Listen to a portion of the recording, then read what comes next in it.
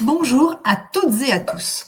Bienvenue sur notre chaîne Espoir et Dignité pour notre émission du jour Affaires Sansal, double standard et intérêts croisés. L'affaire de l'écrivain Boualem Sansal, tout juste naturalisé français en août 2024, est devenue bien plus qu'une crise diplomatique. C'est le révélateur des priorités idéologiques de la France et de l'Europe. Tandis que le ministre français Laurent Nunez saluait la grâce présidentielle du 12 novembre comme un geste d'apaisement pour réenclencher le dialogue avec Alger, nos investigations confirment que l'écrivain a été officiellement privé de son passeport algérien, le reléguant au statut de citoyen français banni de son pays d'origine. Ce contraste brutal est troublant. Il devient incompréhensible si l'on ne regarde pas le personnage Sansal lui-même, figure dont les écrits véhiculent une image profondément aliénante de l'Algérie et qui affiche une islamophobie virulente. Des passages de son œuvre, comme le Serment des barbares, décrivent l'humanité algérienne réduite à l'abjection, avec des termes violents, qualifiant par exemple des femmes d'usines à horreur, des policiers de meutes de chacals, et des figures d'autorité sont bestialisées. Une description littéraire où l'Algérie est assimilée à un espace de laideur et d'inutilité humaine. Il semble que son écriture ne se limite pas à une critique sociale, mais procède d'un rejet viscéral de l'identité algérienne exprimée avec une violence blessante. Pourquoi la France et l'Europe se sont-elles mobilisées pour cet homme précis, au point même que l'Allemagne ait joué un rôle clé dans sa libération, alors que le silence est total sur d'autres prisonniers de conscience? L'arrestation à Alger et la réaction disproportionnée qu'elle a suscitée en France et au sein des institutions européennes mettent en lumière de manière criante les complexités et les tensions persistantes entre la France et l'Algérie. Loin d'être un simple cas de liberté d'expression menacée, cette affaire révèle une instrumentalisation politique et médiatique qui interroge profondément les motivations et les priorités de la France. L'empressement avec lequel une partie de la scène politique et médiatique française s'est emparée du cas Sansal contraste violemment avec le silence assourdissant qui entoure la situation de Mahati Mondjib, écrivain et historien franco-marocain tout aussi engagé pour la liberté d'expression, mais moins enclin à critiquer l'islam et les musulmans. Ce dernier, interdit de quitter le Maroc depuis 2019 et qui avait entamé une nouvelle grève de la faim courant avril pour défendre sa liberté d'expression, est relégué à l'arrière-plan d'une actualité française obnubilée par un seul homme, Sansal. Cette sélectivité interpelle. L'ambiguïté est totale. Sansal lui-même, juste après sa libération, a publiquement mis en cause Bruno Retailleau, l'un de ses plus fervents soutiens et figures algérophobes, le tenant pour responsable d'être resté si longtemps incarcéré. Ce soir, nous allons analyser cette complexité et cette instrumentalisation pour décrypter les motivations d'Alger, les intérêts croisés de Paris et l'idéologie du personnage. Nous recevons Gamal Abina, militant de longue date pour la cause démocratique et la liberté d'expression au Maghreb.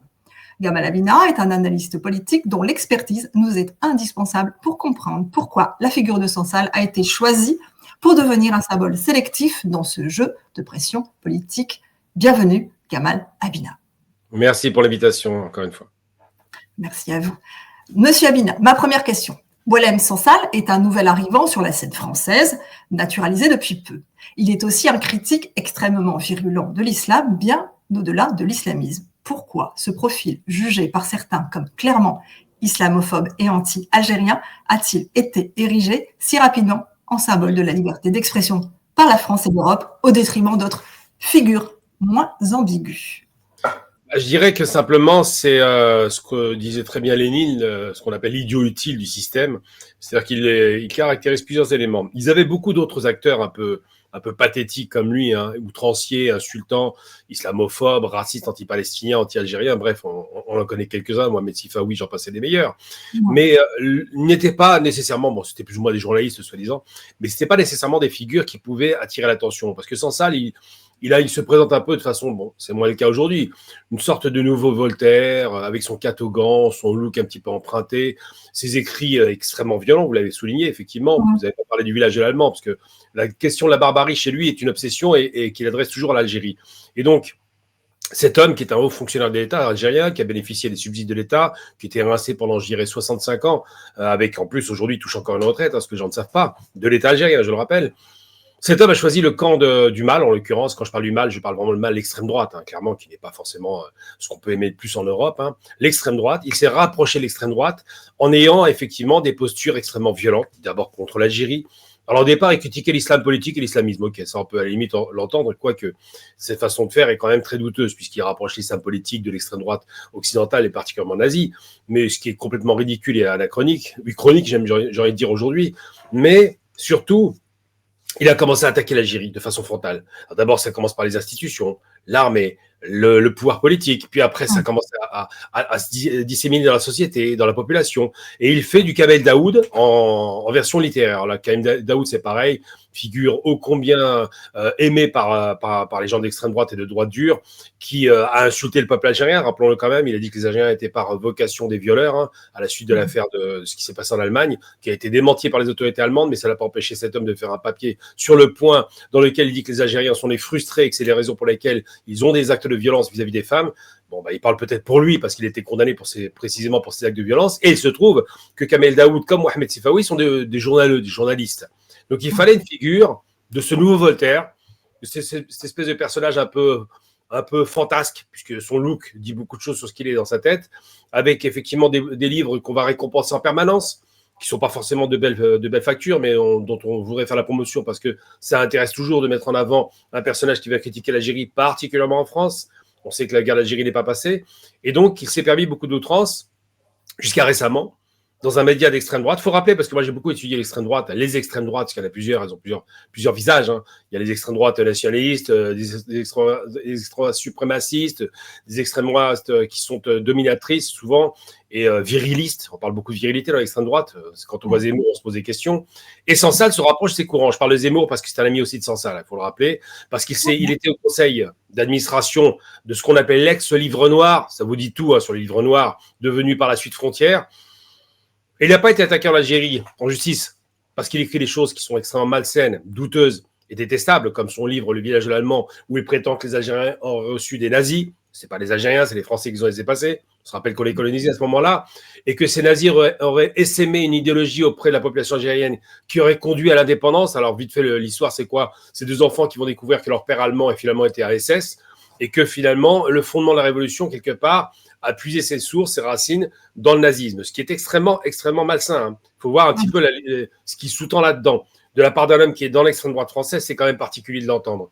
Et donc cet homme va écrire des livres extrêmement insultants, on peut le dire, hein, parce que je crois que les termes sont très clairs, présentés sous forme de romans, évidemment, et il le fera pendant 20 ans. Durant 20 ans, il va faire l'aller-retour en Algérie, sera évidemment critiqué pour ce qu'il est, parce que c'est critiquable, mais ne sera pas inquiété. Par contre, lorsqu'il va faire cette fameuse prise de parole dans ce site internet vidéo dans lequel il va très loin, déjà avant il avait insulté les musulmans, les Algériens, les Palestiniens, il s'est même vanté de dire que c'était une bonne chose finalement qu'en 73 la guerre ait été remportée par les sionistes parce qu'il n'a pas fait l'armée, c'est vous dire un peu le courageux et surtout la trahison du propos. Je veux dire, c'est quand même un homme qui pense qu'à lui. Hein. Eh bien, il va dire que l'Algérie n'existe pas quasiment. Alors, il dit de façon très subtile, entre guillemets, la subtilité chez lui, c'est un peu un éléphant dans un magasin de porcelaine. Il dit que l'ouest algérien appartient au Maroc, ce qui est complètement ridicule, simplement parce que l'histoire parle d'elle-même. L'émir Abdelkader qui va lever une armée algérienne. Il n'y a pas d'armée marocaine qui fait face à la colonisation française, donc il n'y a pas de possession marocaine. C'est un mensonge qui est mal maîtrisé par un homme qui fait des romans et qui ne connaît donc pas l'histoire. Mais surtout, il va dire que l'Est algérien, tunisien, soi-disant, appartiendrait en gros à l'empire carthaginois, oubliant par là même que la Numidie avait aussi dominé l'empire, mais bon. Et ça pour dire que quand on fait ce genre de sortie, oubliant que des millions de personnes sont mortes pour libérer le territoire en intégralité, et que cet homme qui est moitié algérien, moitié rifin qui a une grande histoire, mais il n'honore pas cette région, eh bien cet homme va insulter tous ces martyrs en disant que finalement l'Algérie c'est rien, la Tunisie c'est rien, la Libye c'est rien. Pourquoi? Et c'est là où il est ridicule. Et c'est là où on sent bien que c'est un personnage limité intellectuellement. Et je l'appuie vraiment qu'il est limité intellectuellement. En 3 minutes dans un débat, il est à terre. Hein, parce qu'il dit tellement de stupidité que ça en est fascinant. Eh bien, cet homme, il va même être démonté par Benjamin Stora, qui va démontrer par A plus B que ce qu'il dit n'a pas de sens. Mais cet homme va insulter le pays, insulter les martyrs. C'est important quand même, parce que le culte des martyrs en islam et chez les Algériens compte. En disant c'est rien. Vous vous rendez compte un peu, on s'est battu, il y a eu 4 à 6 millions de personnes qui ont été assassinées durant 132 ans, et lui, il réduit ça à rien, en expliquant que le Maroc serait une grande puissance, encore une fois un mythe fabriqué dans sa tête, qui n'aurait été jamais colonisé. Là, encore une fois, l'ignorant qui parle, oubliant que le nord marocain était tenu par les Portugais et puis les Espagnols, dont 2 territoires sont encore colonisés, oubliant que le sud marocain était tenu par les Espagnols. S'ils disent que le Sahara leur appartient, ben ça veut dire que c'était colonisé. Oubliant que la colonisation française, qu'on appelait protectorat, mais qui est un système colonial déguisé, tenait aussi le Maroc. Preuve en est, ils sont indépendants en 56, donc ils étaient colonisés. Et bien tout ça pour dire que ce n'est rien, parce que soi-disant le Maroc aurait été le seul pays qui aurait lutté. C'est un mensonge, c'est grossier. Il y a eu des négociations évidemment, aussi bien pour ne pas être colonisé que pour sortir du fait colonial. Il n'y a pas eu vraiment de grande bataille à part celle de l'Émirat avec Abu. Et il va sortir tout un tas de stupidités comme celle-là qui vont conduire effectivement, après l'affaire du Sahara occidental, après que la France ait pris fait et cause pour une cause qu'elle n'aurait pas dû défendre puisqu'elle est membre du Conseil de sécurité, eh bien, il va prendre une position. Donc, c'est consécutif à ça. Ce n'est pas lui la cible principale. Lui, il a commis une faute grave et il savait très bien en le faisant que ça tombait sous le coup de la loi. C'est le fait que dans un environnement néfaste, il y a cette intervention qui va en rajouter une couche. Alors, il aurait pu sortir rapidement de prison. C'est un homme qui a plus de 70 ans, 75 ans. Vers 80, c'est une fabrication, évidemment, il invente des choses, comme si en Algérie, on ne connaissait pas l'âge des gens. Mais c'est un homme qui a été mis en prison, qui serait sorti vite s'il n'y avait pas eu l'outrance de l'extrême droite et de la droite dure. Je parle de Retailleau, je parle de Zemmour et toute la collection d'extrémistes racistes et fascistes qui sont aux commandes de l'extrême droite et qui ont rajouté, qui ont mis de l'huile sur le feu. Et on comprend très bien, même à son retour, dans sa première prise de parole, qu'il leur en veut parce qu'il a bien compris que ces gens-là ont tout fait pour qu'il reste en prison finalement, en étant outrancé, en l'empêchant la négociation, en ne calmant pas le jeu, en insultant l'Algérie.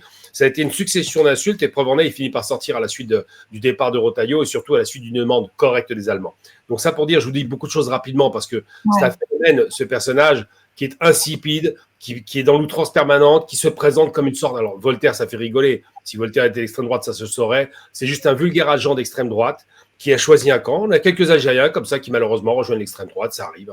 Il y a des égarés, et qui a compris que ça rapportait en plus. Ça lui a rapporté, que c'était pas mal sur le plan financier, sur le plan de sa notoriété, sur le plan de sa vente de ses livres, mais il n'en demeure pas moins qu'il a eu une démarche extrêmement insultante, dont il savait que la négation de l'État algérien était grave en Algérie, parce que c'est les martyrs, comme je le disais, et que s'il avait fait la même chose dans les années 20, enfin les années 10 plutôt, en France, à propos de l'Alsace et la Lorraine, Moselle d'aujourd'hui, qui était détenue par l'Allemagne à ce moment-là, en disant que ça appartient aux Allemands, il aurait eu le même chemin, il aurait été mis en prison, parce que effectivement, on est dans une tension extrême.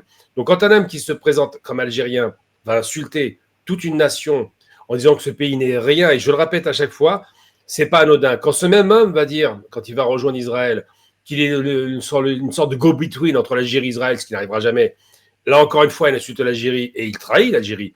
Quand cet homme va frayer avec l'extrême droite la pucelle, dont la zémourienne, qui prétend que l'Algérie aurait été fabriquée par la France, encore un ignorant qui parle, eh bien, vous vous rendez compte effectivement que les multiplications de provocations devaient conduire à sa condamnation, qui a été faite non pas par l'État algérien, mais par une institution judiciaire. Alors, ça fait mal à la France de penser qu'il y a de la justice en Algérie, elle existe aussi. Ça fait mal à la France de penser que l'Algérie fait les élections, mais il y a les élections en Algérie. Et ça fait mal à la France de penser que, contrairement en France, quand on perd aux élections, on ne place pas l'opposition au pouvoir. On n'empêche pas l'opposition d'arriver au pouvoir. Donc, tout ça pour dire, voilà, on a un homme financier insultant, méprisant, arrogant, et réellement, je vous dis le terme exact qui me vient à l'esprit, ridicule, en jouant la carte du martyr, alors qu'en vérité, il a été largement bien traité par l'Algérie, on le sait aujourd'hui. Ressorti, revigoré même d'ailleurs. Justement, vous l'évoquiez, la stratégie d'instrumentalisation est très claire. L'extrême droite française a activement défendu Sansal. La députée européenne Marion Maréchal, du groupe Reconquête, groupe ECR, est intervenue au Parlement européen pour dénoncer l'arrestation de Sansal, qualifiant le régime d'Alger d'État voyou et faisant un parallèle avec la Corée du Nord ou l'Iran. Donc ceci n'est-il pas la preuve ultime que l'instrumentalisation de son cas repose moins sur la défense de la liberté d'expression que sur son utilité en tant que caution idéologique pour une extrême droite dont le discours est clairement anti-islam et historiquement anti-algérien. Vous savez, si j'avais eu, pour défenseur, on dirait, ou défenseuse, je ne sais pas si ça se dit maintenant, parce qu'on féminise, c'est pas plus mal. Si j'avais eu une femme comme Marion Maréchal, ou même sa tante, Marine Le Pen, avec laquelle j'ai eu l'occasion de l'affronter dans les années, début des années 2000, si j'avais eu ces gens-là pour amis, je serais inquiet. S'il y a bien un truc que je n'aimerais pas, c'est que Marine Le Pen ou Marion Maréchal ou n'importe quel de cette, j'appelle ça de la racaille d'extrême droite, c'est bien le terme racaille, s'il devait témoigner la moindre sympathie, je m'inquiète, parce que le couteau va arriver très vite dans le dos, et c'est d'ailleurs le cas. En faisant semblant de le défendre, il l'a enfoncé, je le répète. Et donc, quand elle va attaquer l'Algérie, parce que tout est bon pour attaquer l'Algérie, c'est une frustrée de l'Algérie française, les anciens FAF, les Français de l'Algérie française, les anciens de l'OAS, tous ces gens-là ont une frustration qui est double. D'abord, la perte d'un territoire immense, 4 fois et demi la France. Ensuite, la perte de l'Empire africain, parce que c'est l'Algérie qui va conduire à la perte de l'Empire africain. Ça commence par les 56, la Tunisie et le Maroc. Et puis, pour concentrer ses efforts sur l'Algérie, eh bien, on va lâcher les pays qu'on va appeler les anciens de l'OAF, enfin, ces pays qu'on appelle subsahariens, donc, en l'occurrence, qui étaient contrôlés par la France. Et donc, cette perte de l'Empire français à la suite de la perte de l'Empire indo-chinois avec la défaite de Bien Bien Phu, va conclure en 62 à une défaite consécutive qui durera 200 ans pour la France. Donc la double perte, c'est à la fois d'un empire, mais d'un prestige. La France coloniale, impérialiste, surpuissante, qui brillait dans les 4 mers, les 5 mers, les mers et océans, j'ai une bêtise, les 5 continents, va tout perdre. Et cette frustration, elle est réelle. C'est-à-dire quand l'Algérie, quand la guerre s'arrête en 62, il n'y a pas de haine, c'est fini, on n'en parle plus. C'est-à-dire que les Algériens n'ont pas la haine de la France. Ils avaient la haine des colons et c'était normal. Ils avaient la haine des traîtres et des harkis, c'est normal. Mais pas des Français. Ils se rendaient bien, ils se rendent bien compte que le peuple de France n'a pas réclamé cette guerre. C'est les dirigeants qui la voulaient, c'est les hommes d'affaires, c'est les possédants, les ayants droit, ceux qui tenaient les terres. Voilà. C'est une guerre coloniale pour l'argent, comme toujours. Et pour le prestige impérial. Mais en revanche, en France, la haine, elle s'installe bien durablement. De 62 jusqu'à maintenant, je veux dire, dans la tête de certains, l'extrême droite en particulier, la droite dure, ils nourrissent cette frustration permanente qui conduit à penser qu'ils veulent, c'est les revanchards, leur revanche. Et donc, quand Marion Maréchal, la frustrée, qui n'était même pas née à cette époque-là, évidemment, quand sa tante, qui est née en 68 comme moi, prennent des positions, elle prend les positions de Papounet, qui a fait la guerre en Algérie et en Indochine, et qui a fait la guerre en Égypte, d'ailleurs, il faut le rappeler, aux côtés d'Israël. C'est intéressant. Il est antisémite, mais il fait quand même la guerre aux côtés d'Israël contre les Arabes. Sa haine, elle a un niveau. On déteste plus les Arabes, puis ensuite les Juifs et les Noirs. Il y a une gradation dans la haine. Eh bien, quand elle va parler, elle ne va pas défendre Sansal. Sansal, c'est, encore une fois, je le répète à nouveau, l'idiot utile du système. Système d'extrême droite qui veut attaquer l'Algérie. Sansal est un type complètement insignifiant. Sur le plan des idées, il est inexistant. Sur le plan politique, on ne parle même pas, puisqu'il est à l'extrême droite.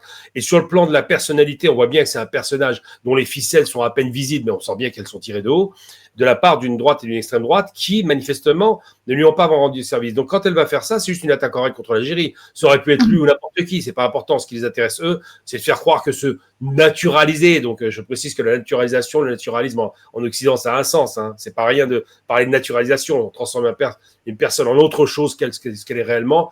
Naturalisé en 6 mois, ce qui était pathétique. On en fait un Français alors qu'il ne l'a jamais été. Il n'est même pas né en France. Je sais à quel point il n'est pas français. Pour le défendre. Donc c'est grossier, c'est évident, c'est pathétique. Donc quand elle fait ça, c'est une fronde anti-algérienne évidente.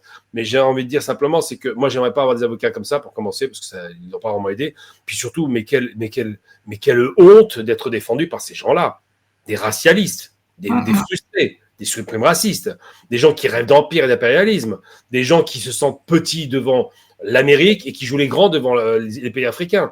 Eh bien, c'est un peu cela. Donc, quand elle va dans l'outrance, alors on va dire quoi, Corée du Nord, bon, ça on la connaît. Hein. Ça, c'est clairement l'extrême droite qui parle de la gauche, comme si l'Algérie était... S'il y avait le moindre rapport entre l'Algérie et un système nord-coréen qui est inspiré du stalinisme pur et dur, c'est complètement stupide. Un pays qui est ouvert et pas fermé, bref. Ensuite, elle va parler de l'Iran. Bah, c'est toujours intéressant, parce que l'Algérie, qui a lutté 10 ans contre l'islam politique, se retrouve renvoyée du côté iranien parce qu'il y a des accords de coopération économique entre les deux pays, qui sont avec tous les pays du monde d'ailleurs. Je le précise, il n'y a pas d'exclusive avec l'Iran, mais on veut diaboliser. On veut faire croire que l'Algérie alimenterait le terrorisme. Alors moi, je parle de terrorisme effectivement qui est réel, c'est le terrorisme intellectuel ou anti-intellectuel de type comme Daoud, Sansal, Sifawi, qui sont pathétiques et détestés par tout le monde d'ailleurs. Tous les Algériens les détestent parce qu'ils sont pathétiques. On sent bien qu'ils vomissent leur haine parce qu'ils sont frustrés aussi, avec d'autres frustrés qui ont perdu un empire. Ça donne une combinaison de facteurs communs qui conduit effectivement à une haine totale. Donc je dirais simplement, c'est que moi je pense que vis-à-vis de ces gens-là, il y a 2 solutions. Soit la colère, je ne m'attache pas à ça, ça ne m'intéresse pas. Je ne donne pas de la colère à des gens que je considère comme insignifiants. Soit le mépris, c'est exactement ce que j'affiche quand je suis en face de moi, je les méprise. Et il faut les mépriser parce qu'ils sont méprisables. Absolument. Au-delà de l'extrême droite, l'ensemble de la mobilisation française a inclus le CRIF, la droite républicaine et le Parlement européen. Cette coalition n'est-elle pas la preuve que la défense de Sansal était pour tous ces acteurs une manœuvre de positionnement idéologique visant à légitimer le discours anti-islam en France plutôt qu'un réel combat pour la liberté d'expression en Algérie? Alors déjà, la liberté d'expression, on peut en parler parce que la question palestinienne s'est posée pendant 2 ans et la liberté d'expression était absente. le moindre petit signe en faveur des Palestiniens pour dire il y a du terrorisme d'État sioniste, il y a un massacre de masse, il y a un génocide qui est acté aujourd'hui largement, il y a des centaines de milliers de morts, on n'en parle pas, à l'époque on disait c'est les chiffres du Hamas, pour disqualifier la cause palestinienne, cette liberté d'expression avait disparu totalement. Logique, la France, l'Angleterre, les États-Unis qui ont créé Israël ne vont pas tirer sur leur bébé, c'est évident. En revanche, parce qu'il faut bien comprendre que c'est un produit occidental et c'est pas le contraire. C'est pas Israël qui les contrôle, c'est bien eux qui contrôlent Israël. Et donc, même s'il y a un excité comme Netanyahou qui tue tout le monde, mais il n'en demeure pas moins que c'est un produit occidental. En Palestine, c'est pas une question juive, c'est une question occidentale. Ce sont les Européens qui ont pris une terre arabe, c'est tout. C'est très simple. Il y a les complications, le côté religieux, c'est juste de la fabrication pour nous endormir, mais dans les faits, c'est bien une colonisation. Et donc, lorsque ces gens-là se coalisent, on voit les impérialistes et les colonialistes qui sont d'accord entre eux, c'est normal. Je vous donne un exemple très concret. En 67, quand il y a les guerres contre l'Égypte, donc c'est Israël qui va agresser l'Égypte, la fameuse guerre des 6 jours, des gens arrivent à Rol, je crois, un acteur d'extrême droite dont j'ai perdu le nom, un de ces voyous d'extrême droite, va dire « Je déteste les Juifs » et le dit, il ne s'en cache même pas. Mais aujourd'hui, je suis content parce qu'il casse la figure des Arabes. Voilà ce qu'il dit. C'est-à-dire que c'est bien, ils nous aident finalement. C'est les idiots aussi utiles. Ils sont devant nous, ils nous aident. Et ils consacrent effectivement ce que disait Théodore Herzl. Ils consacrent l'idée de se dire qu'un peuple européen de confession juive va être la pointe avancée de l'Occident en Orient. Eh bien ça, on retrouve encore cette liaison malsaine entre l'impérialisme sioniste de la région, parce qu'on voit bien qu'ils sont impérialistes, c'est évident, et de l'autre côté, les impérialistes occidentaux, dont l'extrême droite qui est très impérialiste, qui veulent faire alliance contre nature, évidemment, avec des gens qu'ils détestent, contre d'autres gens qu'ils détestent encore plus. Donc c'est ce qu'on a. Et Sansal caractérise ça. On sait très bien que Mario Maréchal n'ira pas manger une pizza avec Sansal. Elle le déteste parce qu'il est arabe et qu'elle déteste les Arabes. Mais il est intéressant parce qu'il peut taper sur plus de Maghrébins, d'Arabes, d'Algériens possible. Ça l'arrange. Ils vont aimer les Marocains qu'ils détestent normalement. Ils ont un mépris pour les Marocains. Ils sont assassinés en France, c'est pas le problème. Mais ça les arrange pour embêter l'Algérie parce que la détestation de l'Algérie est plus grande, parce que la défaite en Algérie est plus importante qu'au Maroc. Et donc, d'ailleurs, l'année prochaine, on va commémorer la destruction de la République du Rif, j'en parle souvent, d'Abdelkrim Khattabi, qui a été massacré, sa population, les Rifins, 200 000 personnes massacrées par les gaz moutarde du héros de Verdun, Philippe Pétain, qui deviendra le barbare de 40, mais le héros de Verdun qui va massacrer des populations civiles dans le Rif, alors que les gaz de combat sont interdits. Eh bien, tout ça pour dire que l'impérialisme est capable de choisir un ennemi qu'elle n'aime pas pour un ennemi qu'elle déteste plus. Et puis le jour où elle a fini avec l'ennemi qu'elle déteste le plus, elle va taper sur l'ennemi qu'elle n'aime pas. C'est vraiment un jeu de dupes, un jeu d'échecs où le pion est utilisé, puis on peut le sacrifier au moment où on veut, la tour peut être sacrifiée, la victoire est plus importante. Et Sansal fait partie de ces éléments. C'est un vulgaire pion, comme Mohamed Sifawi, comme Sonia Mabrouk, comme je vous l'ai dit, Kamel Daoud, des pions ridicules qu'on va faire monter en boucle, qu'on va faire présenter comme des intellectuels pour leur donner une sacralité. Alors qu'en vérité, c'est juste de simples agents d'extrême droite ou de frustrés de l'empire colonial français qui vont attaquer le pays d'origine parce qu'ils n'ont que ça à faire, parce qu'ils aiment bien voir les salons parisiens. J'en ai visité les salons parisiens, bien évidemment, voir les belles avenues, les bons boulevards, les bons restaurants, se donner l'impression qu'ils sont un peu plus blancs que Blanche-Neige, mais en vérité, dans les faits, ça reste les Maghrébins qu'on utilise contre leurs frères du Maghreb. Merci. Vous avez un long parcours militant pour la démocratie. Lorsque vous voyez la liberté d'expression être instrumentalisée au profit d'une figure dont l'œuvre est jugée aliénante, cela crée un coup moral pour les démocrates algériens. Mais cela ne dessert-il pas aussi les franco-algériens qui subissent de plein fouet l'algérophobie ambiante et dont l'un des maîtres en la matière est justement Bruno Retailleau, le fervent soutien de Sansal. Cette instrumentalisation ne renforce-t-elle pas les discours anti-algériens qui fragilisent la communauté franco-algérienne en France ? Alors, vous avez parfaitement raison. Alors, bon, Retailleau, j'ai toujours eu l'occasion, j'ai travaillé beaucoup pour les chaînes algériennes, évidemment, parce que j'ai une fierté de participer aux émissions. J'ai une totale liberté d'expression. Je le précise bien. Il y a des gens qui ont du mal à l'entendre. Je dis ce que je veux quand je veux. On ne me drive pas. On ne me donne pas de texte. On ne me dit pas ce qui est interdit. Il n'y a rien qui est fait. Je dis ce que je veux quand je veux. C'est-à-dire, quand je travaille que ce soit la télévision ou la radio algérienne, quand j'interviens, ils me font une confiance totale et je leur fais une confiance totale parce qu'ils me laissent cette liberté et c'est pas négocié. Quand j'ai fait la télévision en France, il fallait que je donne tous mes textes et questions et réponses avant que ce soit présenté. Quand je fais un direct en France, ils ont peur. Pas seulement de moi, mais en général des gens. Parce que quand on n'est pas professionnel des médias, je le suis devenu à terme, mais au départ, je ne l'étais pas. Et effectivement, j'ai un long parcours médiatique de près de 16 ans maintenant. Eh bien, on se retrouve confronté à des réalités. Il y a un cadre, un carcan. Les maisons de production, les producteurs et les maisons de production vous disent tu dis ça, fais attention à ça, ne va pas trop loin là. La fois où j'ai un peu plus de liberté, c'était sur CNews quand j'étais avec Morandini, parce que je pouvais m'exprimer, mais avec une agression caractérisée de 3-4 personnes en face de moi. et je pouvais quand même exprimer, mais leur technique, c'est de vous couper pour vous empêcher de développer trop longtemps d'arguments pour avoir raison. Mais là-bas, il y a un peu de liberté parce qu'on tape dessus. Donc le système, c'est de taper. Et le terme d'algérophobie, c'est moi qui l'ai utilisé en premier d'ailleurs, au moment où tout le monde était, malheureusement, et je le déplorais, je le disais au CCIF, je le disais au CRI, aux organisations qui militaient contre l'islamophobie, vous vous trompez de combat.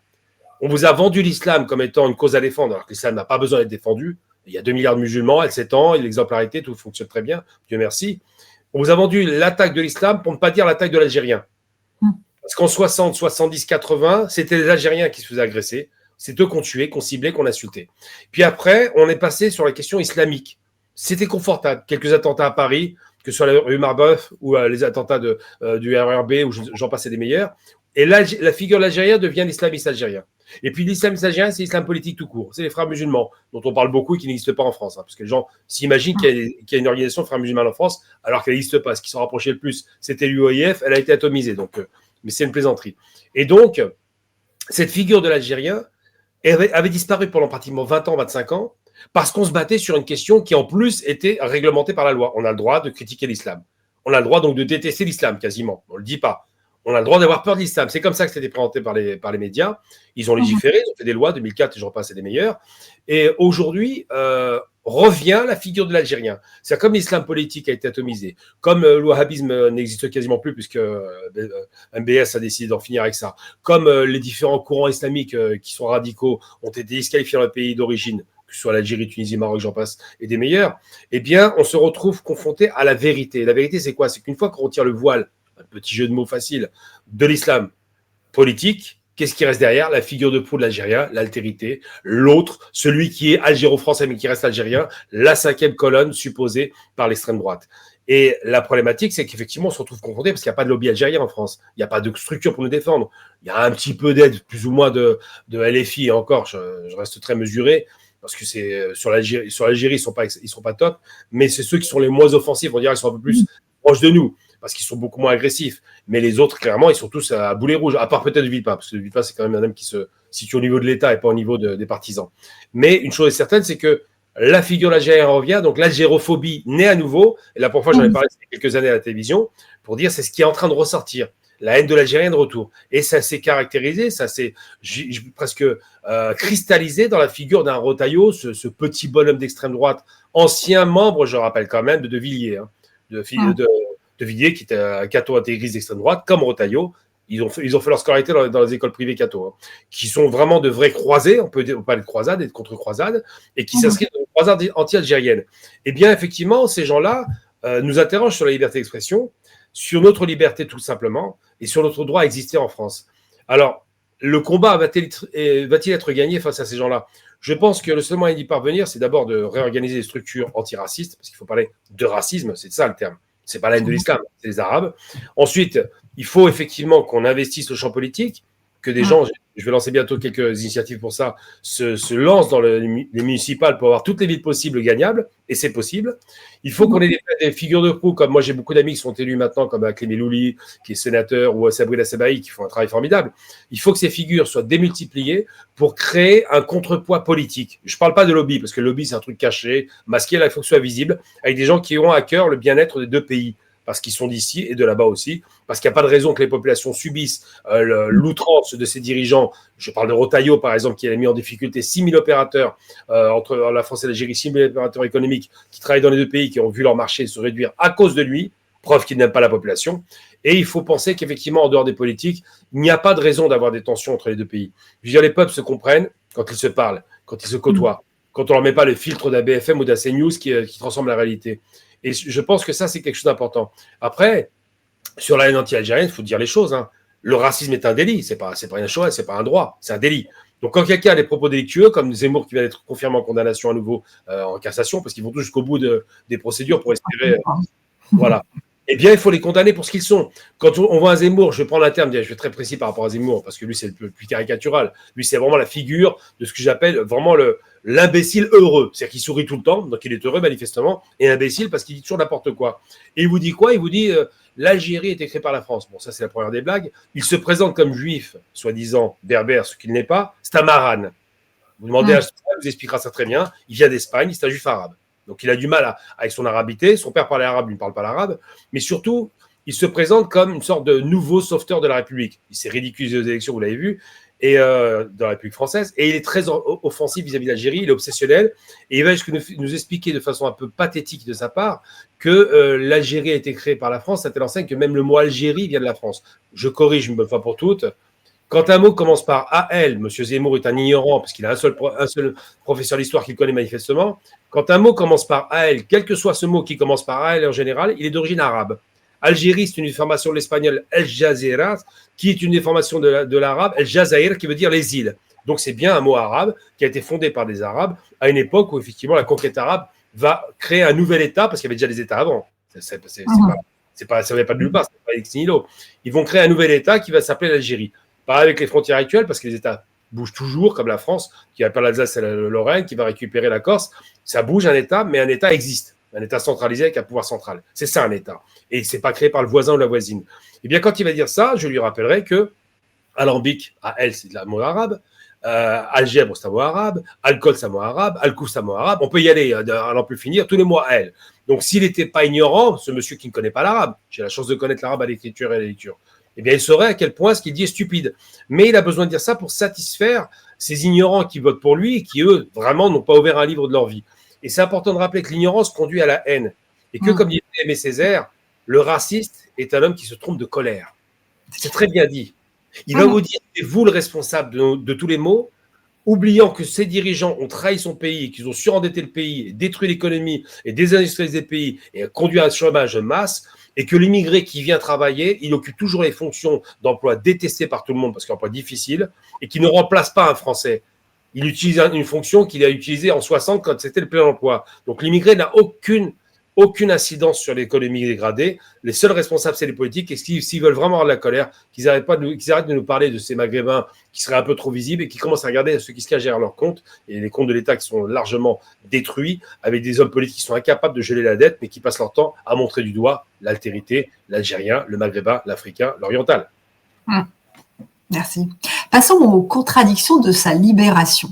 Il est apparu que l'Allemagne, et non pas la France, a joué un rôle décisif pour la libération de Sansal. Sachant que l'Allemagne est un partenaire clé de l'Algérie, notamment pour l'approvisionnement en gaz et en énergie, peut-on affirmer que l'efficacité diplomatique dans cette affaire est directement liée aux intérêts économiques vitaux de l'Allemagne, tandis que les préoccupations morales de la France sont restées sans poids? L'argent et l'énergie sont-ils les seuls leviers que l'Algérie prend en compte face aux pressions européennes? Absolument pas. D'abord parce que l'Algérie n'a besoin de personne aujourd'hui. Elle a tellement de partenaires économiques multiples et variés. Je ne parle même pas du sud de l'Europe. L'Italie, déjà, est un énorme partenaire qui fait un travail considérable d'investissement en Algérie et d'investissement croisé des Algériens en Italie. Donc, ce n'est pas rien. Ensuite, parce que les Français ont oublié qu'un Rebra, par exemple, le président de Cevital, a sauvé un groupe français. Brandt et puis Moulinex. Donc, ils oublient que l'Algérie est capable de sauver des groupes français. Si les Français ne ferment pas la porte, évidemment. Ils oublient que l'Algérie a un partenariat avec la France de plus de 50 ans, 60 ans, avec 14% des besoins énergétiques en gaz assurés par l'Algérie qui sont irremplaçables. Le gaz russe, c'était pas remplaçable, mais si en plus ils perdent le gaz algérien, je vous raconte pas les prix du gaz. À mon avis, il y aura des pénuries. Que le tout énergie nucléaire ne fonctionne pas, surtout qu'ils viennent de perdre le Niger, donc l'approvisionnement de 33% de leurs besoins au Niger n'existe plus, ce qui fait que ça va augmenter le coût énergétique pour la France. Et que l'idée de se dire qu'ils peuvent se passer à la partenaire qui absorbait énormément du blé français, donc des marchés considérables perdus, aurait pu être réactivée s'il n'y avait pas eu cette tension. Or, cette tension a fait perdre les marchés à la France. Donc, ce n'est pas le levier économique qui a conduit à ce que l'Allemagne bénéficie de la libération de M. Sansal, c'est un mensonge. C'est grossier, vulgaire et évident. Indépendamment de Sansal, l'Algérie avait déjà signé des accords avec l'Allemagne. L'Algérie bénéficie de transferts de technologie. Je prends l'usine, par exemple, qui se trouve du côté du centre d'Algérie, dans 2 minutes, je retrouvais à Tiaret l'usine de militaire qui est un partenariat entre la SNVI, donc la Société nationale des véhicules industriels algériens, et Daimler-Benz qui a investi là-bas. Les Allemands fabriquent depuis 10 ans du véhicule blindé en Algérie. Donc le partenariat économique entre l'Allemagne et l'Algérie, non seulement a toujours été là, mais s'est renforcé indépendamment de l'affaire Sansal. Ce qui s'est passé, c'est que le président allemand a fait une chose qui en diplomatie a du sens, que les Français ont peut-être oublié. D'abord, on ne donne pas le pouvoir à un type qui est mis à l'intérieur pour parler de diplomatie, et encore moins de jouer le ministre de l'extérieur. Retailleau ne devait pas parler. Il outrepassait ses fonctions parce qu'il cohabitait avec Macron, et qu'il était anti-macroniste, il l'a dit lui-même. Parce qu'il faisait carrière, il voulait devenir chef des Républicains, ce qu'il a obtenu en étant outrancier, comme de bien entendu. Sauf que, si on veut préserver les intérêts, je le disais tout à l'heure, de la France en Algérie, c'est pas en insultant l'Algérie. L'Algérie n'insulte pas la France, il faut le rappeler quand même. C'est dans un sens. Les Algériens n'ont fait que répondre sans insulter. Les mesures de rétention normales. Hein. Et l'Algérie a des partenariats divers et variés. Chine, Inde, Russie, j'en passe et des meilleurs. États-Unis maintenant aussi. Évidemment, tout le sud de l'Europe, vers l'Espagne, l'Italie. Enfin, les grandes puissances industrielles sont partenaires de l'Algérie et de loin plus intéressantes que la France. Donc, c'est pas le levier économique, c'est faux. C'est que en diplomatie, c'est ce que j'expliquais, la France a oublié ses qualités, on n'insulte pas son partenaire. On ne donne pas de leçons, on ne fait pas de pression. L'art de la diplomatie, c'est de négocier, de débattre pour ne pas se battre. C'est pour ça qu'on parle du terme débattre, c'est pour ne pas se battre. On n'insulte pas les gens. Comment vous voulez discuter avec une personne que vous insultez ? La communication se coupe. Or, l'Allemagne est respectueuse depuis toujours, et c'est très bien. Et l'ironie du sort, c'est de se retrouver avec une France qui va se retrouver incapable pendant un an, il a fait quand même 20% de sa peine, hein, le père Sansal, de libérer Sansal sous des pressions ridicules qui ne fonctionnaient pas, puisque l'Algérie n'a pas besoin de la France, je le répète à nouveau. Alors que l'Allemagne a juste simplement pris le téléphone et poliment demandé est-ce que vous pouvez libérer cet vieux monsieur. Et le président algérien, et c'est tout à son honneur, il l'avait déjà fait avant d'ailleurs, on a tendance à l'oublier, il l'a fait pour Nekaz par exemple, le président algérien qui a quand même bon cœur, on peut le dire, hein, parce qu'on le veuille ou non, il est perçu comme ça en Algérie, comme quelqu'un qui a du cœur. Il va dire, bah oui, il est malade, il est fatigué, bon c'est vrai, il était insultant, j'ai une prérogative, je peux le gracier, je le ferai. Il reste condamné, mais il bénéficie d'une grâce présidentielle, tout comme en France, Chirac avait à l'époque, non pas retiré la condamnation, mais gracié Omar Haddad alors qu'il n'était pas coupable.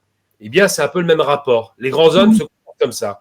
Ils ont la bonté du cœur de dire, bon, cet homme est fatigué, malade, c'est bon, on va le sortir. On l'a bien traité, il a été soigné par de bons médecins. C'est lui-même qui le dit, Sansal. Les médecins étaient excellents. Mais on va le libérer. Et qu'est-ce que fait Sansal pour remercier l'Algérie ? Il va l'insulter à nouveau parce qu'il n'est pas très malin. Mais il n'en demeure pas moins, quelle ironie sort. C'est l'Allemagne qui va jouer l'intermédiaire pour libérer Sansal, indépendamment de Paris. Paris n'a aucun poids dans la balance. Hein. L'Allemagne qui va demander gentiment et obtiendra gentiment cette libération. Eh bien, ce n'est pas un rapport économique, c'est simplement un rapport de respect d'État à l'État. Des États souverains qui se respectent se parlent en étant corrects. Et chez les bourgeois français, puisque c'est la bourgeoisie qui tient le pouvoir, la correction, les bonnes manières, ça a du sens. Mais ils ont sans doute oublié que la bonne manière, ce n'est pas conditionné à la couleur de la peau. C'est peut-être ça le problème. À sa sortie, Sansal a publiquement critiqué Bruno Retailleau, un de ses plus fervents soutiens algérophobes, le tenant pour responsable de son long emprisonnement. Comment interprétez-vous cette ingratitude politique de Sansal ? Est-ce le signe qu'il rejette l'instrumentalisation de son cas par cette frange politique, ou révèle-t-il la confusion qui entoure son propre statut ? Alors, je dirais pas ingratitude, parce qu'en vérité, pour le coup, je ne le trouve pas très intelligent, Sansal, mais c'est pas difficile à voir, il est un peu ridicule. Il a beau prendre des pauses et prendre des fausses attitudes, et puis essayer de convoquer un vocabulaire emprunté à des expressions soutenues, bon, c'est facile à faire, hein, n'importe qui peut le faire. Vous préparez une émission, vous mettez 2-3 mots qui ont l'air intelligents, et vous passez pour quelqu'un de très malin. Mais il n'en demeure pas moins qu'il y a au moins une clairvoyance, pour le coup, le concernant, vis-à-vis de Retailleau. Il a parfaitement compris, parce qu'il avait accès à la télévision, l'Algérien. Sa prison n'était quand même pas, c'est pas le plus grand cauchemar qu'il ait connu. Il le disait lui-même d'ailleurs en sortant, c'est pas la personne qui aime casser. En effet, oui. Voilà. Beaucoup de vantardises, hein, il aime bien ergoter, mais bon. Ce qui est sûr, c'est qu'il va dire une réalité qui est évidente en vérité pour n'importe qui, et ce que je disais d'ailleurs même avant sa libération, mais qui est cet ami qui tire à boulet rouge sur le gouvernement avec lequel il devrait négocier. C'est pas un ami, c'est quelqu'un qui a fait carrière. Et là, il n'est pas très intelligent, mais il a quand même compris que Retailleau l'a utilisé pour sa propre carrière et ses propres fins. Donc, ce qu'il présentait comme un ami, j'ai envie de dire que c'est la même amitié qu'avec Kadhafi pour Sarkozy. C'était un peu l'amitié empoisonnée. Donc, en aucun cas, ils ne sont amis. Retailleau a utilisé Sansal parce qu'il était utile, l'idiot utile à nouveau. Sansal a cru en l'amitié de cet homme qui n'est ami avec personne qu'avec lui-même et sa propre vocation politique et ses propres ambitions. Et donc, Sansal s'est rendu compte effectivement que c'était le dindon de la farce. C'était le type sur qui on pouvait taper à satiété, c'était pas grave, ça restait un maghrébin. Et donc, se rendant compte de ça, il a vu que la durée de son emprisonnement a été prolongée à cause de Retailleau, il faut être très clair. Une fois que Retailleau quitte ses fonctions, bizarrement, il est libéré. Il n'y a pas de hasard calendrier. Eh bien, on voit bien qu'effectivement, parce que Nunez, quand il va parler, il va dire on va arrêter les tensions, c'est bon, on a besoin de l'Algérie. Lui, au moins, il est honnête. Contrairement à Retailleau qui vous parle de bras de fer, de rapports de force, on est trop gentil, une diplomatie soi-disant qui prétendait lui être une diplomatie un peu trop molle, un peu trop dans l'émotion, enfin, genre de stupidité qui n'a aucun sens, il invente des concepts un peu ridicules, Rotaillot, et d'expliquer qu'effectivement, dans la diplomatie dure, ça n'existe pas, la diplomatie dure. Il y a une question de rapport d'État à État, des intérêts partagés, convergents ou divergents, mais la diplomatie, c'est l'art de négocier, c'est pas l'art de se rentrer dedans. Et donc, cet homme qui n'est pas diplomate, évidemment, qui n'est pas très malin lui non plus, a quand même enfoncé son soi-disant ami uniquement à des fins de visée personnelle politique qu'il a atteint. Donc, on peut comprendre que Sansal a un petit peu mal vécu ce moment-là et finissent par lui dire dès sa première sortie, d'ailleurs, je crois que c'est le 21, il me semble, que Rotaillot l'a largement, il lui a savonné la planche, on peut le dire, l'expression consacrée. Il l'a vraiment mis dans une situation délicate et qu'il l'a voulu pour des questions personnelles. Revenons à l'Algérie. Alger a accordé la grâce, mais a ensuite désactivé le passeport de Sansal, le bannissant. Pourquoi Alger choisit-elle cette méthode de punition douce? Est-ce une manière de contenter la France tout en affirmant aux Algériens que la critique idéologique et la trahison ne seront jamais tolérées? Vous savez, j'ai coutume de dire en me moquant des fascistes et des racistes que chacun ses poubelles de l'histoire. Gardez votre antisémitisme, nous gardons la cause palestinienne qui est noble et qui doit être défendue. On ne confond pas le racisme antisémite avec la noble cause palestinienne. Chacun ses poubelles. Ben c'est pareil, si les Français veulent des poubelles, qu'ils les gardent. En l'occurrence, Sansal n'a aucune valeur pour nous, si ce n'est que c'est quelqu'un qui est insultant et ingrat, qui, je le dis, a été rincé largement par le pays, a bénéficié quand même de beaucoup d'argent par ses fonctions qui étaient importantes dans le secteur pétrolier et énergétique, et qui a littéralement trahi son pays en l'insultant de façon continue dans ses livres, mais surtout en prenant main avec les missionnistes. Donc Sansal ne mérite pas autre chose que d'être considéré comme étant un corps étranger, un corps qu'on doit expurger. Et là, il se vantait d'insulter l'Algérie, il continue à jouer le malin avec l'Algérie, tout en disant, parce qu'il s'est présenté quand même, j'ai vu un passage où il se présentait comme une légende, enfin, il y avait quoi rigoler, quoi. Lui, c'est une légende, moi je suis le pape, il faut arrêter de dire n'importe quoi, enfin, il est ridicule, quoi. Mais il dit ce qu'il veut, parce qu'évidemment, personne ne va corroborer ses dires, ou va les affirmer. Et il dit, je vais retourner en Algérie, il se prend pour un roi. Alors, il y a le roi des feignants, il y a le roi des imbéciles. Je ne sais pas s'il choisit l'un ou l'autre, il a le choix des qualificatifs, mais ce qui est certain, c'est qu'il n'est pas très malin. Et donc, en disant ça, il veut montrer qu'il fait ce qu'il veut quand il veut. L'Algérie lui a signifié, si tu es français, mon petit, reste français. Sauf que le français, pour entrer en Algérie, il fait une demande avec 135 €, je crois, de demande de visa, et on lui accorde ou pas. Donc, c'est conditionné à notre bon vouloir. Il a rappelé à Sansal, tu as joué le malin, tu dis qu'on t'a volé ton ordinateur, tu dis que l'Algérie, c'est rien, tu dis qu'en plus, tu fais ce que tu veux quand tu veux, maintenant, tu vas faire comme tout le monde, hein. Tu vas faire ta demande et on va vérifier si ça nous intéresse. Simplement, il le disqualifie pour ce qu'il est. C'est quelqu'un qui est un ingrat, c'est quelqu'un qui est grossier, insultant, prétentieux, arrogant et in fine, l'idiot du système. Et le système s'est grippé.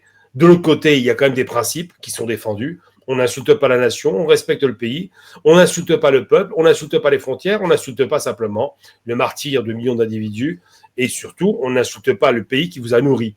Quand on mord la main de celui qui vous nourrit, il y a un problème. Il a mordu la main une fois de trop, maintenant il va devoir va tendre la main. Et vous savez, il y a une expression qui dit que la main qui donne est toujours au-dessus de celle qui reçoit. Eh bien, Sansal va tendre la main très longtemps. Je ne sais pas s'il va recevoir beaucoup.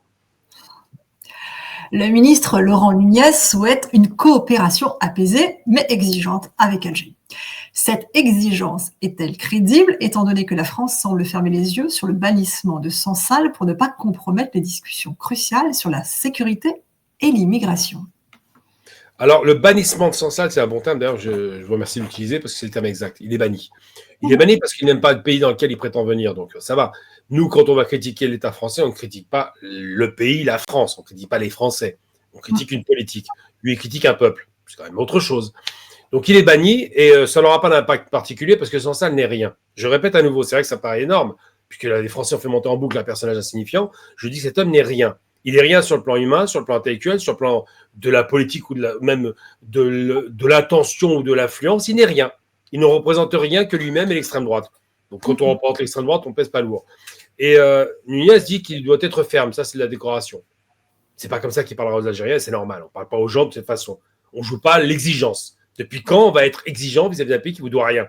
S'il y a bien un pays qui doit à l'autre, c'est bien la France vers l'Algérie. Je parle des questions mémorielles, je parle des questions de la spoliation des richesses, ces 5 milliards d'or qui ont été volés au pays d'Alger en 1830. On peut multiplier la dette du blé, bref. Donc, le rapport de qui doit à l'autre, je pense qu'on peut se calmer là-dessus. Les 15 000 médecins algériens qui évoluent en France, formés généreusement par l'école et l'argent de l'Algérie et la République algérienne, c'est plutôt le contraire. Mais bon, mettons ça de côté. Ce qui est certain, c'est que l'UNIA s'inscrit dans une logique de collaboration proactive, intelligente, apaisée, parce que l'objectif, in fine, c'est quoi? C'est de garantir la stabilité de la Méditerranée, de l'Afrique du Nord, avec ce qui se passe dans le Sahel, qui est très compliqué aujourd'hui, on le sait, avec le fait que l'Algérie est le poids lourd de l'Afrique, qu'on le veuille ou non, que c'est la deuxième armée d'Afrique, c'est vrai, mais la première sur le plan opérationnel, c'est-à-dire que c'est l'armée la plus efficace sur le plan opérationnel, la mieux renseignée, la plus structurée, la plus organisée et la plus sérieuse. Que les services de renseignement algériens sont très solides, ils le savent très bien les Français, et surtout que les Algériens ont à cœur le bien-être de tout le monde. On n'est pas dans une démarche impérialiste, offensive, expansionniste, on n'a pas besoin de ça. Le pays est immense, on a des richesses sans plus savoir que faire, donc le problème n'est pas là. Aujourd'hui, si la France veut sortir gagnante de ces difficultés, elle doit, comme l'Allemagne l'a fait à l'Est d'ailleurs, je le dis souvent cet exemple, l'Allemagne a eu l'intelligence, à part massacrer les pays de l'Est, de collaborer en 89 avec des pays de l'Est, et bien ça a été un bassin de richesse extraordinaire qui fait l'Allemagne la première puissance européenne, grâce aux pays de l'Est, la Pologne, la Hongrie, la Bulgarie, et puis jusqu'à la Russie d'ailleurs, jusqu'à récemment. Les Français devraient penser dans ces termes-là, parce que la France est en train de s'isoler, il faut comprendre, hein. C'est pas l'Algérie qui s'isole, hein. L'Algérie est ouverte au monde, il n'y a aucun problème, à part le Maroc où il y a une tension, sinon il n'y a aucun problème avec personne. Je ne compte pas Israël parce que ce n'est pas un État normal, mais tous les autres pays, aucun problème. La France est isolée, elle n'a pas la Russie, elle s'est froissée un peu avec l'Allemagne, qu'on le veuille ou non, ça se passe mal avec l'Italie, l'Espagne, c'est pas non plus les grands amours, bon, l'Angleterre, on n'en parle même pas parce qu'il y a une vraie tension entre les deux pays, l'Afrique du Nord, l'Algérie, ça se passe pas bien, la Tunisie, ça se passe pas bien, la Libye, ça se passe pas bien, vous les multipliez. Au Moyen-Orient, les Français sont très mal vus pour ce qui s'est passé en Syrie, pour ce qui s'est passé en Irak. Enfin, vous pouvez y aller. Donc, la France n'est pas vraiment dans une position confortable. Aux États-Unis, c'est une relation délétère. Donc, il faut bien comprendre que aujourd'hui, effectivement, Sansal n'est même pas une variable d'ajustement. C'est rien. Je le répète à nouveau. Lui disait c'est rien l'Algérie. Je répète aujourd'hui devant vous, Sansal, c'est rien. C'est un écrivaillon qui fait des écrits vains en deux parties et qui finalement, en dehors d'avoir été l'idiot utile, instrumentalisé par l'extrême droite, finalement, une fois qu'il est libéré, il va durer combien de temps? 5-6 mois à faire le guignol? Il va disparaître. C'est pas une actualité, ce monsieur. Il ne produit rien, n'influence personne, il n'est pas intéressant. Il va finir comme Kamel Daoud, il va peut-être écrire dans Le Point, c'est vous dire. L'Algérie a réussi à satisfaire la France sur la forme, la libération, tout en assurant sur le fond la neutralisation de l'opposant. Cette manœuvre démontre-t-elle la défaillance de la pression internationale face à la souveraineté algérienne ou la preuve que la France avait d'autres priorités que la défense universelle des droits de l'homme? La défense des droits de l'homme. Les droits de l'homme, d'abord, c'est pas une propriété privée, on va commencer par ça. C'est pas parce que la France a fait la déclaration universelle, et c'était très bien. Ça s'appelle la République quand elle est née à départ, avec de très beaux textes, de très belles intentions, la citoyenneté qui est un concept nouveau qui n'existait pas et qui était extraordinaire. On ne peut pas dire ça. La Révolution française de 1789 était extraordinaire. Le citoyen au cœur de la société, pas un autre au-dessus de lui. Le juif qui naît en France devient français. C'est ça le concept de la citoyenneté. Et ça, c'est quelque chose que je respecte. D'ailleurs, qui est semé dans le monde. La plupart des États maintenant sont devenus républicains, jacobins, avec la citoyenneté au cœur. Donc très bien. Après, il y a eu les dérives. On les connaît en 93, 94, quand il y aura le régime de la terreur. Donc on va inventer le terrorisme d'État. Mais la France n'est pas propriétaire des droits de l'homme. Elle est juste dans le terrain sur lequel ça a été déclaré. Et très rapidement, ça a été d'ailleurs démantelé, puisqu'il va s'installer à la fin en 1790-15, on va dire ça à peu près, un régime de plus en plus radical, l'avènement d'une dictature effroyable, celle de Napoléon, qui devient lui un véritable dictateur européen, parce qu'il va attaquer tous les pays d'Europe, il faut l'oublier. C'est le premier Hitler de l'Europe, voilà. Et il va inspirer Hitler d'ailleurs, il faut le savoir. Hein. Hitler l'aimait tellement qu'il est venu 4 heures sur son tombeau qui se trouve au musée des armées. Hein. C'est vous dire un peu le niveau d'adoration qu'avait Hitler pour Napoléon, qui était un impérialiste. Mais avant ça, il y avait effectivement de belles idées. Les Lumières étaient extraordinaires là-dessus. Et ces déclarations universelles ont été destinées au monde entier. C'est ça qui est fort dans l'universalité de cette révolution. Et là-dessus, on peut dire oui, effectivement. Mais qui va dire aujourd'hui que la France détient les droits de l'homme? Elle ne les détient pas. Puisque les États-Unis ont fait une déclaration aussi universelle et que tout le monde peut la faire, cette déclaration. Par contre, l'application, c'est autre chose. Parce que les droits de l'homme en Algérie, ça n'existait pas. Hein. En Tunisie, en Libye, au Maroc, on peut y aller. Les droits de l'homme, quand ils vont bombarder l'Irak, ça n'existe pas, bizarrement. La Palestine, les droits de l'homme, on les oublie, hein. Ça c'est fini, il n'y a pas de droits de l'homme. L'opposition, lorsqu'elle dérange, comme la Kanaki, il n'y a pas de droits de l'homme. Donc la question des droits de l'homme, c'est vraiment à géométrie variable. Le texte existe, des gens le défendent, c'est vrai, mais ce n'est pas l'État français. Il y a des États français. L'État chiracien n'est pas l'État sarkozyste voyou. Donc on ne peut pas dire ça. Donc je ne crois pas que les principes de droits de l'homme français défendus ont une incidence quelconque. En aucun cas. D'ailleurs, ces mêmes droits de l'homme, on peut les défendre en Algérie. Hein, je veux dire, il faut être très clair, quand l'Algérie se débarrasse de colonisation, elle défend les droits de l'homme aussi. Hein. Mais ce qui est certain, c'est que les pressions exercées sur l'Algérie, qui sont les pressions malsaines, consécutives à la défaite il y a 64 ans, ces pressions-là ne mènent nulle part. Donc, ce n'est pas les pressions qui l'ont gagné, ce n'est pas les droits de l'homme. L'Algérie a sa souveraineté, c'est très bien. L'Algérie s'est affirmée, c'est mieux. L'Algérie a choisi une voie de développement accéléré, et je l'ai vu. Aujourd'hui, les Algériens produisent de tout, franchement, mais quelle fierté.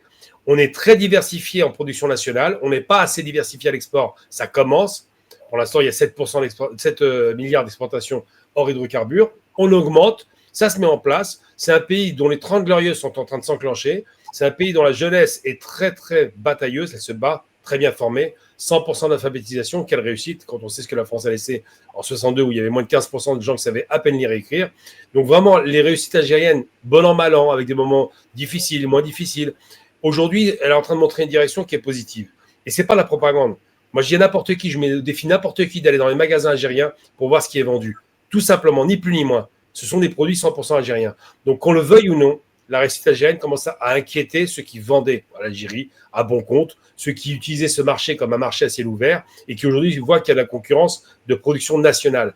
Et ça, c'est finalement le nœud gordien, c'est vraiment la pointe, la pomme de discorde entre la France et l'Algérie, c'est les marchés économiques. La France avait une possession du marché algérien qu'elle a perdue, il faut être très clair. Et donc cette frustration conduit à des tensions alimentaires artificiellement par des acteurs ridicules comme Rotaillot ou des instruments utiles, des idiots utiles comme ce Sansal, hein, qui est parfaitement pathétique. Mais c'est pas parce qu'on utilise des guignols qui représentent personne qu'eux-mêmes, qui sont détestés par les Algériens. Je veux dire, personne ne les aime, il faut être très clair. Que ça a un poids particulier. Ce qui a un poids en politique, c'est d'abord l'assentiment du peuple, c'est le poids économique, et c'est les rapports d'alliance avec des pays, avec des rapports cordiaux ou discordiaux, mais surtout des rapports de bonnes relations d'un pays à l'autre. C'est ça qui compte. Le reste, ça n'a pas d'importance. Et ce n'est pas un petit écrivaillon qui fera la politique de l'Algérie ou de la France, c'est évident. En conclusion, Gamal Amina, en tant que militant pour les libertés au Maghreb et analyste des questions internationales, quel est le message le plus important à retenir de l'affaire Sansal? Démontre-t-elle que le combat pour la démocratie ne peut plus compter sur un soutien occidental universaliste, mais doit constamment se méfier de l'instrumentalisation sélective? Tout à fait. Moi, je pense que la démocratie, au sens où on l'entend, donc au sens occidental général, me pose problème. C'est pas un bon modèle. Churchill disait que c'était le moins pire des modèles. Il avait raison. La démocratie suisse, par contre, me sensibilise. La démocratie directe. Parce qu'en Suisse, si quelqu'un est capable de me dire qui est le président de la Suisse ou qui est le responsable des cantons, c'est compliqué. Parce qu'ils n'ont pas un pouvoir important, ils ne sont pas bien payés. Bref, ils ont une fonction et ils sont là au service du peuple. Donc cette démocratie me plaît plus que la démocratie de pacotille, de grands bourgeois qui se refilent le pouvoir tous les 4 ans et 5 ans, comme la France et les États-Unis, qui sont vraiment un système verrouillé. Donc je n'aimerais pas qu'on copie ce système-là. Moi, j'aimerais qu'il y ait une démocratie directe, comme voulait Kadhafi à une époque, une démocratie directe où le peuple, au niveau local, a un poids sérieux. C'est ça qui me paraît intéressant. Où on a connu ça, même en Afrique du Nord, en Algérie, il y avait des villages comme ça, où il y avait un système démocratique où tout le monde parlait, on faisait un consensus, on prenait une décision. Ça, c'est une vraie démocratie et ça compte. Et je pense qu'on ne doit pas prendre les leçons de l'Occident qui, en matière démocratique, on a vu la crise palestinienne, je n'ai pas vu beaucoup de démocratie là. On a vu vraiment qu'il y avait une offensive pour soutenir à mort l'État sioniste et raciste israélien face à ces malheureux Palestiniens, où quelle que soit la personne qui parlait, elle était immédiatement taxée soit d'antisémitisme, ou soit simplement d'un agent dormant de l'extrême droite, des courants ou des courants des courants islamistes radicaux. Bref, ça c'est une façon de vous disqualifier. Donc c'est vraiment protéger un monstre en vous qualifiant de monstre. Mais une chose est certaine, c'est que non, on n'a pas à prendre de leçon. Moi, je suis pour la promotion. J'ai un principe qui est fondamental à mon sens, c'est le droit du citoyen, où qu'il soit. En Afrique du Nord, les citoyens, même si ce n'est pas un État hyper démocratique, hyper bien structuré pour certains pays d'Afrique du Nord, il doit garantir le droit du citoyen. Parce que la vraie démocratie, c'est qu'un citoyen qui va en justice puisse être défendu de façon égale, un petit comme un grand. Ça, c'est important. Après, la démocratie au sens bourgeois du terme qui va arriver, ça arrivera forcément, on le sait. Ça, c'est un autre débat et je ne suis pas arc-bouté dessus. Je ne fais pas de politique pour ça. Moi, je pense que la première des libertés, c'est d'abord le droit à la vie normale avec la satisfaction de cette fameuse pyramide Maslow des besoins primaires. Ils doivent être satisfaits. Et une fois que le primaire est satisfait, la pensée commence à arriver et on peut interroger la société, la critiquer. Mais aujourd'hui, la première démocratie, c'est le développement économique de ces pays, c'est la dignité de ces pays, c'est retrouver les fondamentaux qui fondent une nation qui fait corps. Et c'est en aucun cas d'aller emprunter un système extérieur qui à tout moment peut s'effondrer. J'en veux pour preuve. Prenons l'exemple très concret. L'Allemagne de Weimar, la fameuse République de Weimar qui a fait chuter le Kaiser, quand elle va émerger en 18, elle ne va pas durer longtemps. Pourquoi ? Il a fallu 24 ans pour qu'elle chute. Pourquoi ? Enfin, 14 ans, excuse-moi, pour qu'elle chute. Parce que l'économie s'est effondrée. Donc, si les conditions économiques sont dégradées, la démocratie se fragilise, on le sait tous. Et on voit bien là. Merci infiniment, Gamal Abina, pour vos analyses éclairantes. Votre expertise et votre engagement militant nous ont été précieux pour décrypter la complexité de l'affaire Sansal et la réalité de l'instrumentalisation politique qui se joue en arrière-plan. Merci à vous de nous avoir suivis. Prolongeons ensemble ce débat essentiel. Soutenez notre travail et rejoignez notre communauté en vous abonnant à la chaîne Espoir et Dignité.